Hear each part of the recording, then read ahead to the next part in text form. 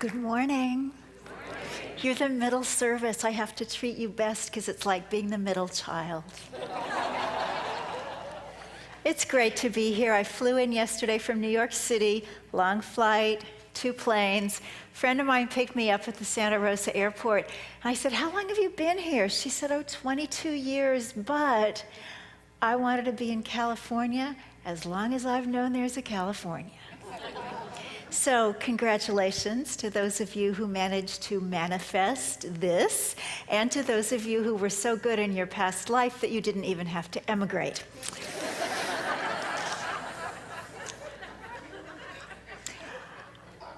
Love your church.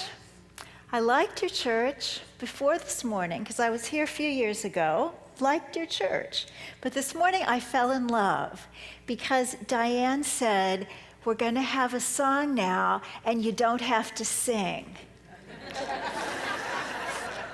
They don't say that in churches, and I'm in a lot of churches. You know, when you're the little kid where the teacher says, "You, just move your lips,"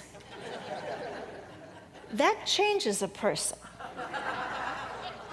I was at the Unity Church in New York City not long ago, and just in the congregation, and there was this lovely song, and I said to the woman sitting next to me afterwards, "I so appreciate the great music because I can't carry a tune." She said, "Yes, I've noticed." This is how people treat people in church. Oh, so thank you. Thank you, Diane, for that acceptance. You know, it was probably 6 months ago when Jan said to me, "Tell me your topic."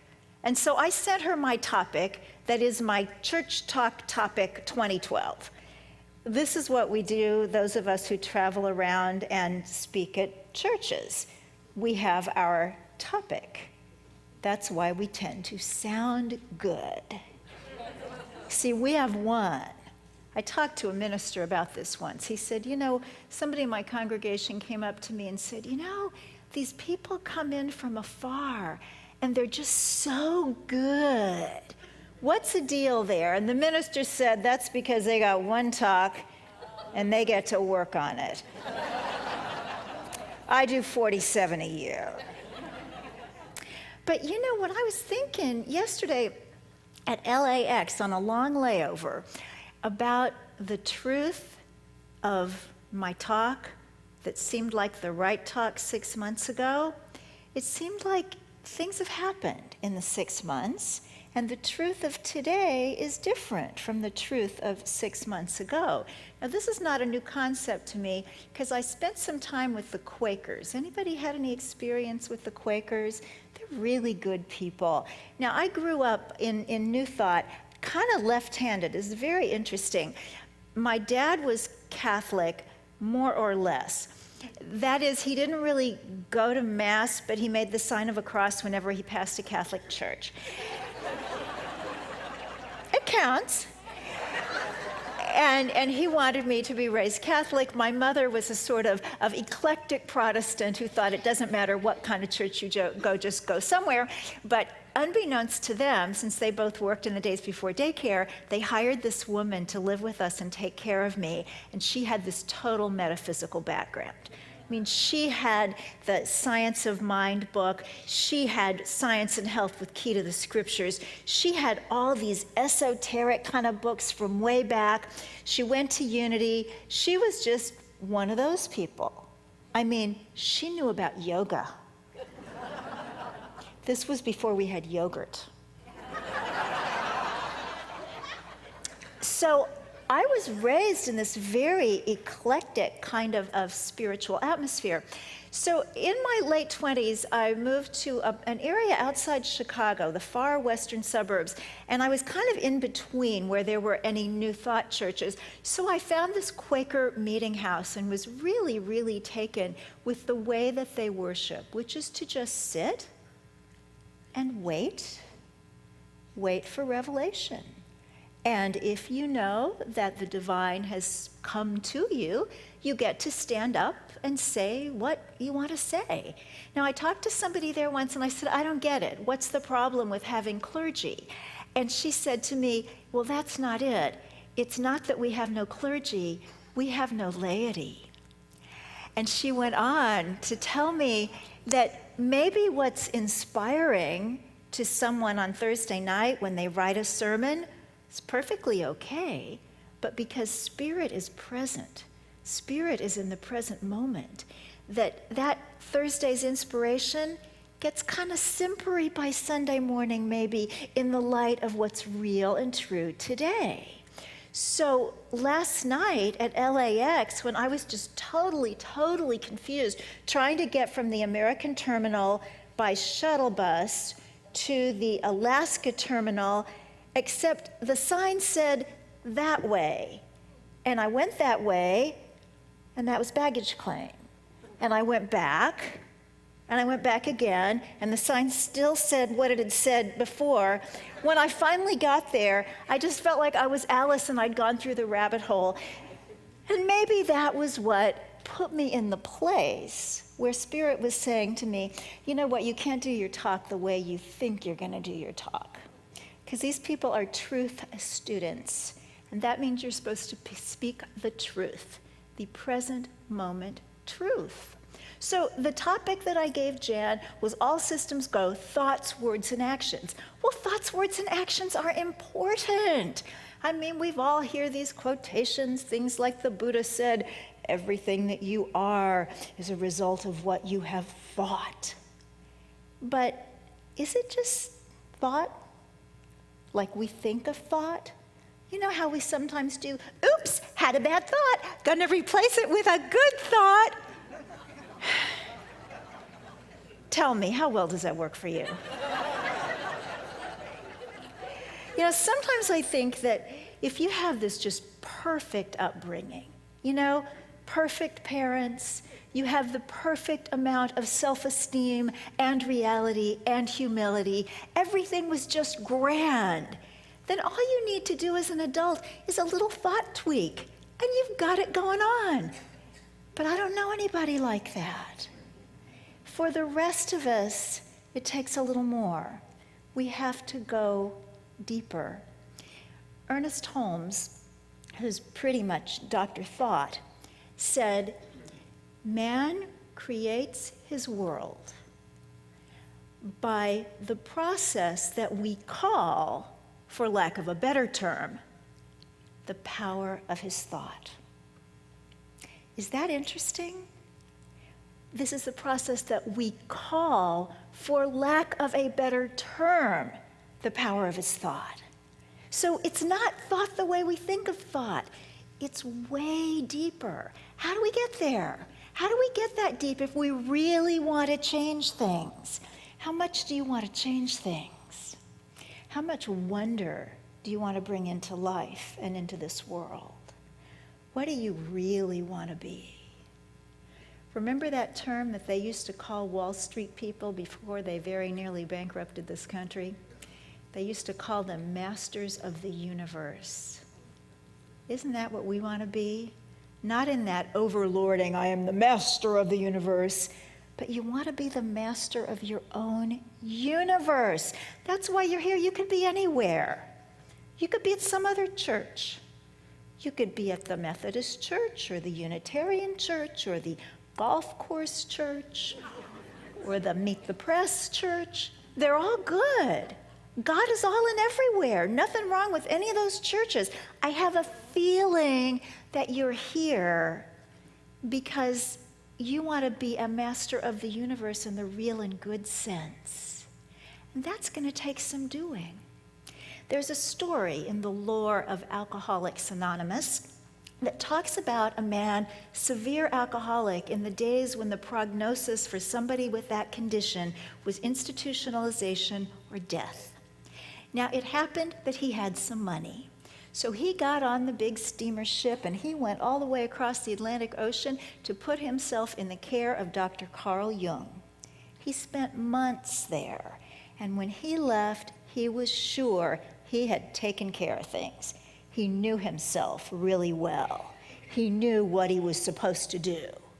Gets back on the steamer ship, back to New York City. Within 2 weeks, he's drunk. but he still has money.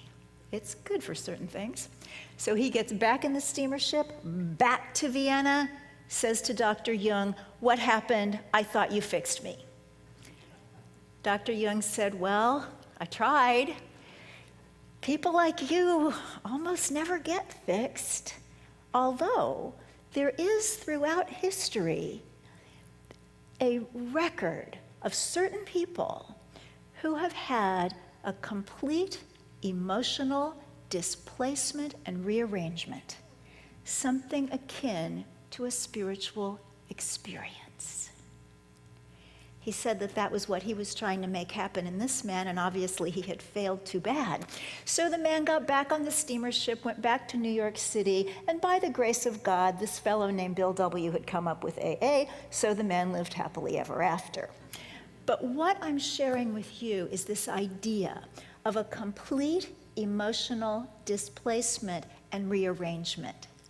It means getting moved around from the inside so that who we are out in the world and in our private lives is something that we were created to be and not something that we just happen to be.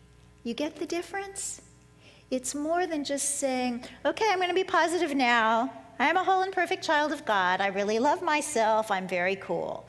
Nice to think those things, but it's got to be deep. It's got to be deep inside you, and then it starts to change your world. Well, what about words? Words are important. We know they communicate and they also create.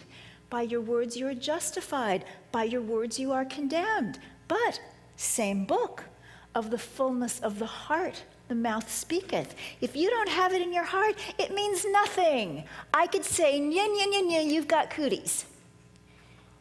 It doesn't mean anything, except that I'm stuck somewhere in 4th grade.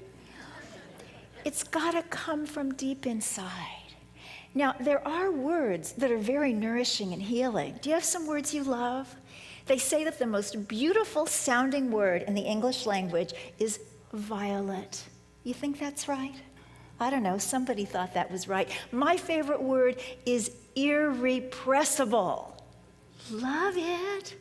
Irrepressible. That means that no matter how much life bats me about on some particular day, I can get up and rise like a phoenix from the ashes. And then I look out in the world and I see people do that, and I see that they're irrepressible, and that gives me joy, and that gives me power, and that gives me hope. Ellen DeGeneres, irrepressible. You remember when she came out? When she lost her sitcom, she disappeared. A lot of people didn't like her. And I thought she was done.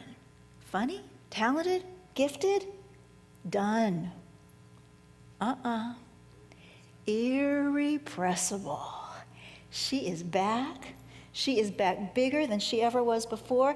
And even the people who hated her love her.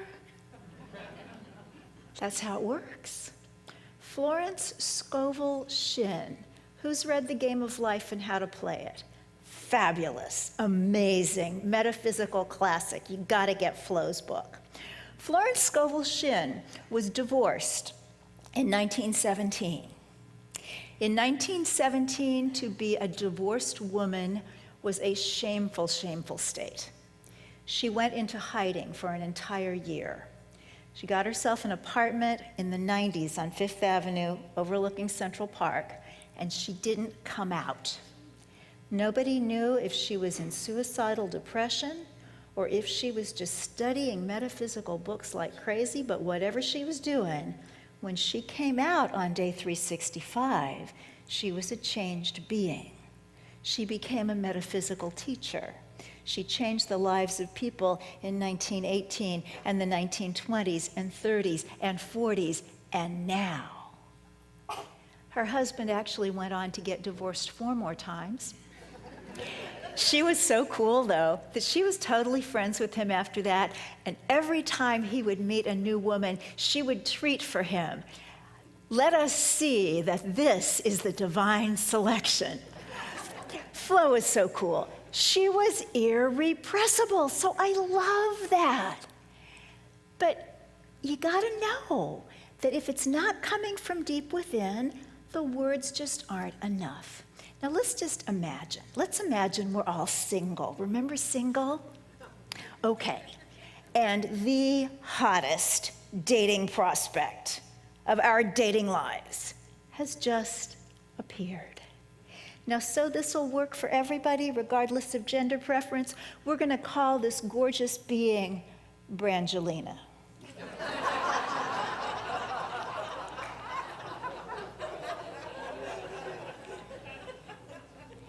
Brangelina is the whole picture. Looks and smarts and humor and money. And Brangelina's very interested in you. Ho, ho, ho. Well, there is a slight complication. Brangelina does not live alone. It seems that in his or her home is the beloved Bruno, a rescue Doberman Rottweiler pit bull.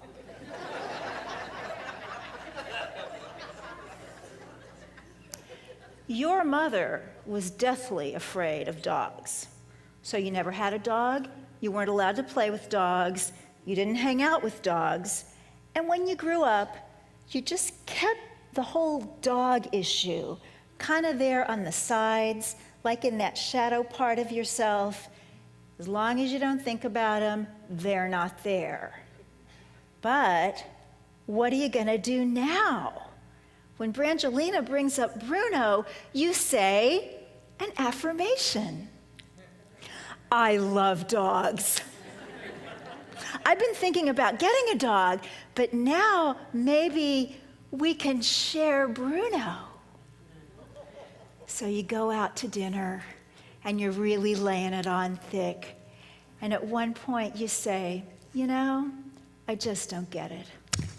How could anybody not know that the dog is man's best friend? And dinner's proceeding and it's going really well, and you reach across the table, and for the first time you hold hands. An electric shock goes through your body.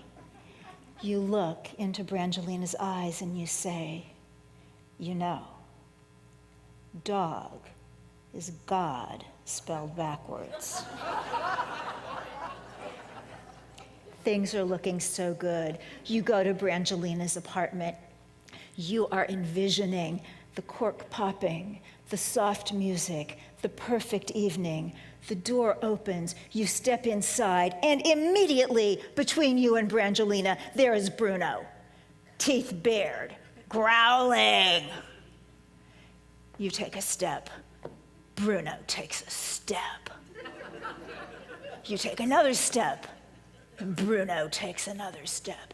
And Brangelina is saying, I don't know what happens. He's usually such a good judge of character. You convinced Brangelina, and you very nearly convinced yourself. There's no convincing Bruno, because dog really is God spelled backwards. And Bruno is life. You can come on to life and say, okay, I've made a treasure map and I've watched The Secret 14 times. Now, change for me. Life is going to bare its teeth and growl. This has got to come from reality. When we say we are students of truth, that is truth with a capital T. That has got to be truth that respects the facts and deals with the facts, and that goes deeper than the facts, because you're changing from the inside out. And the words that you speak aren't just words plastered on top of you like some kind of sunblock. These are words that rise from the depth of who you're becoming. Those are the words that change your life and change the world. And when you've got thoughts and words at that level going for you, then when it comes time to take the actions, those are going to be inspired actions. And you know what? They're usually not all that's splendid. You know, we have this idea, I'm going to go out and do great things. But you know what the great thing usually is? The next thing indicated, which is usually something like, take the dishes from the dishwasher and put them into the cupboard. When you are completely in tune with your higher power, you're going to know from one moment to the next what your next action is to take. And lots of times, it's not going to seem as if it is in the interest of your goals and dreams and visions. Very often, it's going to seem like you're doing something for somebody else. And sometimes you think, unless you're way more saintly than me, why are there so many other people who need stuff from me? And yet, when you do all this stuff and your heart's in the right place, amazing things happen. A year ago, it was just almost exactly last September, I was working on my new book, and I tend to be a little workaholic-like. You know how they say that an object in motion tends to stay in motion? Well, a writer in writing tends to stay writing. But my husband works hard. He takes one day a week off, and that's Saturday, and this happened to be a Saturday, and he wanted to go to a movie. So I tore myself away from my work, and we went to the movie. Well, it happened that this movie ended just minutes before another movie that we wanted to see at the same theater. So for the first time in maybe ever, we saw two movies. Remember double features? Anybody old enough for double features? Well, we made one for ourselves that day. So ordinarily, we would have walked to the subway, 72nd and Broadway. Anybody know New York?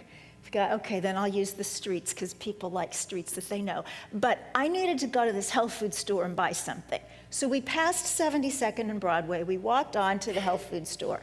And then we were going to walk all the way to 96, but there was this truck where they had kittens and puppies for adoption. So it's like, I want to go see the kittens and the puppies.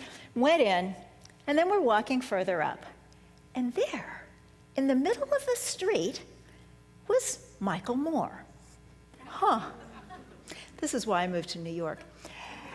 And he had all his fans around him, and I didn't want to be, one of those. I've lived in New York for 12 years, and I really make a point of trying to be sophisticated. So I knew that he'd liked one of my earlier books. I'd met him once, and he'd written about my book in Oprah's magazine. So attempting to be more sophisticated than I am, I just handed my business card to the woman who was with him and said, he likes one of my books.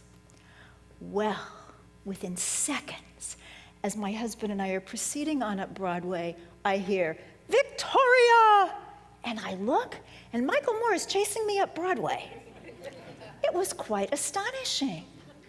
He said, we need to talk. We need to talk about food. Well, that's one of the things that I do. I do holistic health coaching and vegan lifestyle coaching and help people with food and weight and that kind of thing. And so I said, sure, and we sat down at a bus stop, and we spent an hour talking about food. And people kept coming up to him and asking for autographs and things. It was so weird. And then he said, well, I'm going to Michigan for a month, but when I come back, I'll call you. Now, I have been in metaphysics a really long time, and I do try to think positively and look on the bright side and figure good stuff will happen, but come on. This man is so famous that he may be one of the 5 people on earth who is recognizable from the back.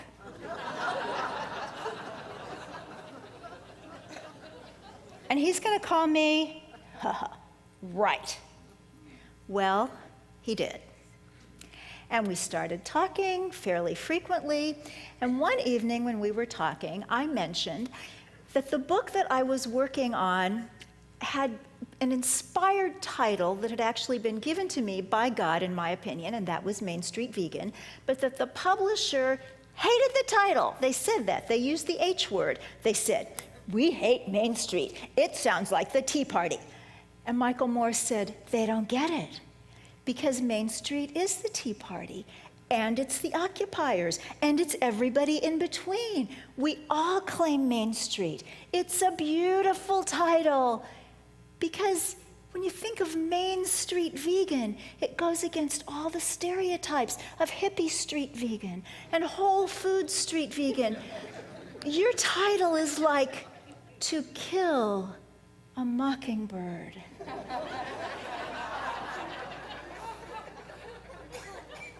And I said, you know it and I know it. They can't stand it. He said, let me talk to them. And I have to tell you that the second most amazing experience of my life, this is second only to when Paul McCartney bought me a Scotch and Coke when I was 17, was to be on a three-way call with my editor and Michael Moore and me, listening to him litigate on behalf of my title.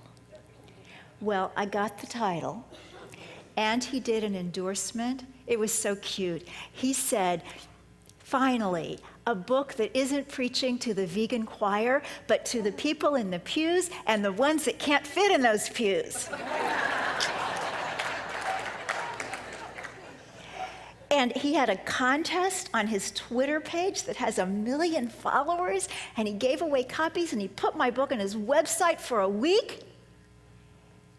Now, my husband, who was around for when this happened, happens to be an atheist, or so he says. If you asked him his philosophy of life, he would tell you that there was a big bang, everything showed up, and nothing means anything. And when we leave here, that's it. So all of these serendipities and synchronicities, all this stuff that I live on, I have a sign in my bathroom that says, I don't believe in miracles, I count on them. In his mind, ridiculous. But because he was there that day, he was having some trouble getting that to fit in with his worldview. So he said, okay, now logically, we went to the movie, and then we went to the second movie, and then we passed our regular station because you needed to go to that store, and then you went into that truck with the puppies and the kittens. And if any one of those things had not happened, Michael Moore would not have been there, and you would not have gotten your title, and you would not have gotten your endorsement, and you would have not have gotten him giving away 6 copies to his 1 million Twitter followers. I said, yes, that is all true. And he said, that is too many coincidences to be coincidental.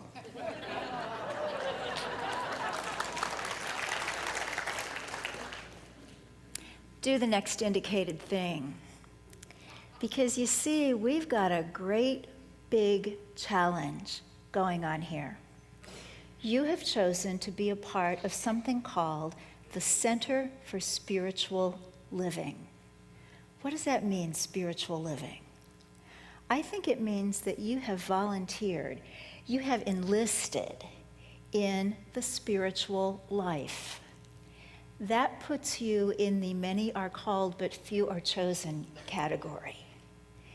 This means that you want to be a co-creator with the creative powers of this universe. That is no small stuff. In the wonderful poetry of Revelation, it says, to him that overcometh will be given to eat of the hidden manna. What's hidden manna? I kind of think it's that inexplicable, wait a minute, why did that person, who is no more talented or gifted or beautiful or brilliant than hundreds of thousands of other people, why did that person get the gold medal, the Academy Award, the whatever it is? I think there's some hidden manna going on. Think about how we tell our kids, get good grades, get an education, that's the only way you're going to make it in life. That's logical, makes perfect sense, until you look at some spoiled sport like Richard Branson. Dropped out of school in 8th grade, billionaire. Hidden manna. To him that overcometh, it also says. He becomes a pillar in the temple of the Lord to go no more out. What have you got to overcome? We've all got something, or we wouldn't be here. This is overcoming school. There's a whole huge universe and probably tons of planes beyond the physical where we could be doing stuff.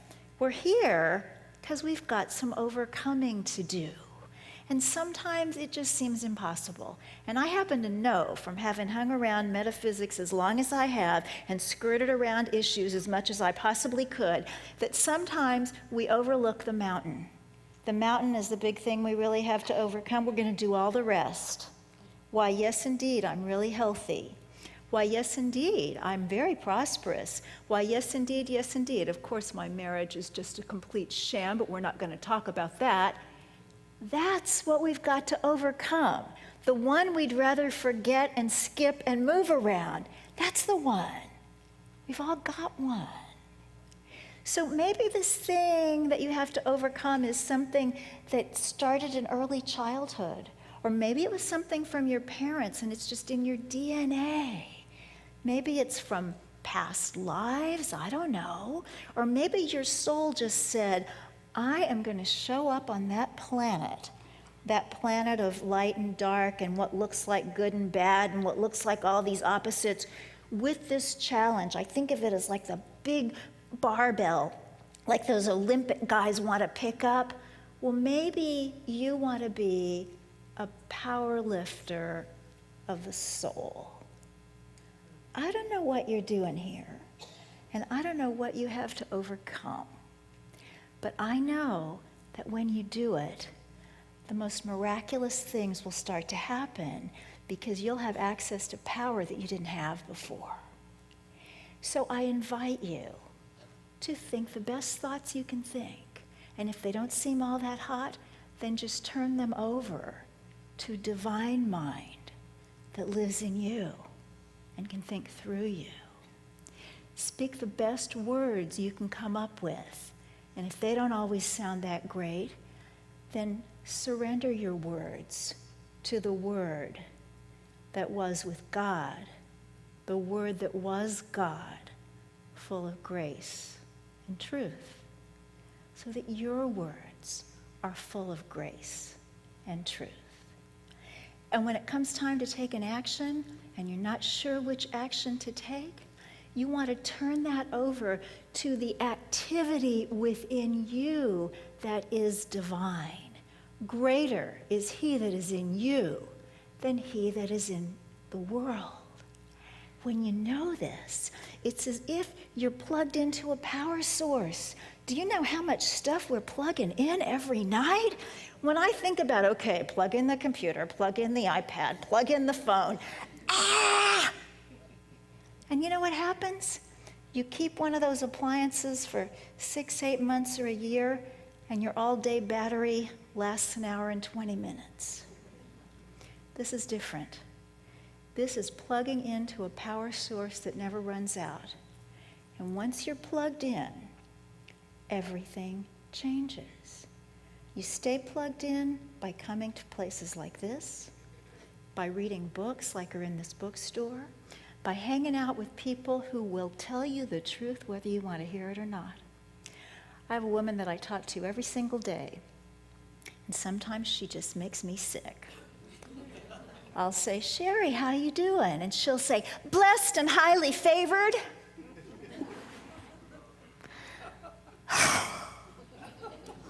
On days when I am not feeling my best, I want to say, fine would have been fine. But when she says blessed and highly favored, she lifts me up.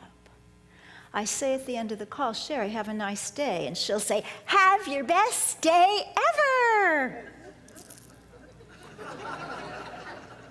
But you know what? When she tells me that, I got to go out and have a pretty decent day. My favorite words of Jesus were when he said, and I, if I be lifted up, will draw all men unto me. That's all I want to do today. I want to be lifted up. And if I can lift you up even just a little bit, it was worth that wait in LAX. God bless you, everyone. All the best. Thank you. Thank you. Thank you. it's time for our practice of conscious giving. I invite the ushers to stand. As each of us takes our offering in our hand, we have the opportunity to say together, I bless this gift. I send it forth to heal and prosper. It does good work in the world and blesses creation. Thank you, ushers, for receiving our gifts.